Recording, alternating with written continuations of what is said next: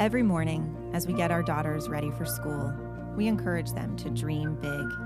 I want to be a doctor and a rock star. When I grow up, I want to be a veterinarian. We tell our girls they can be anything they want to be, and for a while, they believe it. But as adults, we don't give ourselves the same freedom to dream. When do we lose it? A few months ago, my daughter Evie asked me if being a lawmaker is an all-boy job. Even at 6 years old, my little girl was starting to see certain things as impossible for her. That was the day I decided to run. If my daughter wants to be a world-famous singer, I will be her biggest supporter. And if she wants to be a state representative one day, she needs to know that's available to her too. My path hasn't been typical. I've been a lawyer, a stay-at-home mom, a teacher, and now I'm running for office. I know firsthand that it's never too late to build the life you dream of for yourself. Every Arkansan should have that same chance. We deserve a state government that opens the doors of opportunity to all of us.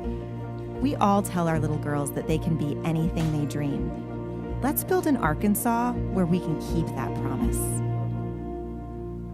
Hi, I'm Brooke Wallace, filling in for Max Brantley with your Arkansas Times news headline updates for Friday, May the 4th. On top of financial shortfalls that have required UAMS to fire more than 200 employees, its inability to recruit a replacement before cardiac surgeon Dr. Gareth Tobler retired a week ago has meant the hospital has suspended its heart surgery program. The shutdown will not cost UAMS its unique Level 1 trauma status because the hospital still has a part-time cardiac surgeon along with full-time thoracic, trauma, and vascular surgeons, spokeswoman and Vice Chancellor Leslie Taylor said today. She said there was no impact on the cardiac surgery support team. People are working, she said. Taylor said the dean and the chief of surgery had interviewed 5 or 6 candidates from around the country and had hoped to have had something worked out before Tobler retired. UAMS is still talking with possible hires, she says. Jim Argue Jr., a former state legislator from Little Rock and the president and CEO of the United Methodist Foundation of Arkansas, died yesterday of kidney cancer at 66.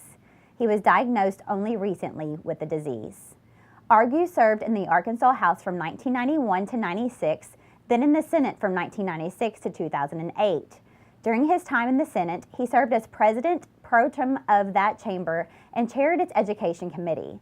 He played a pivotal role in crafting the school reforms that resulted from the Lakeview decision, in which the Arkansas Supreme Court mandated this legislature to develop a new system of education funding. Arkansas State Police announced that special agents of its Criminal Investigation Division arrested a correctional officer and a visitor on Wednesday in connection with illegal drugs and other prohibited items being brought into 2 prisons in East Arkansas.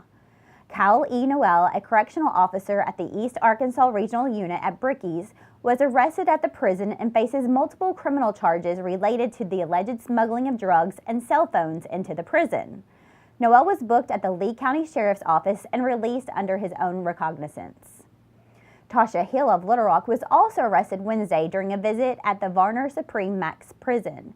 She was charged with 4 counts of possession of controlled substances, methamphetamine, hashish, K2, and marijuana, and 1 count of possessing a prohibited item, tobacco.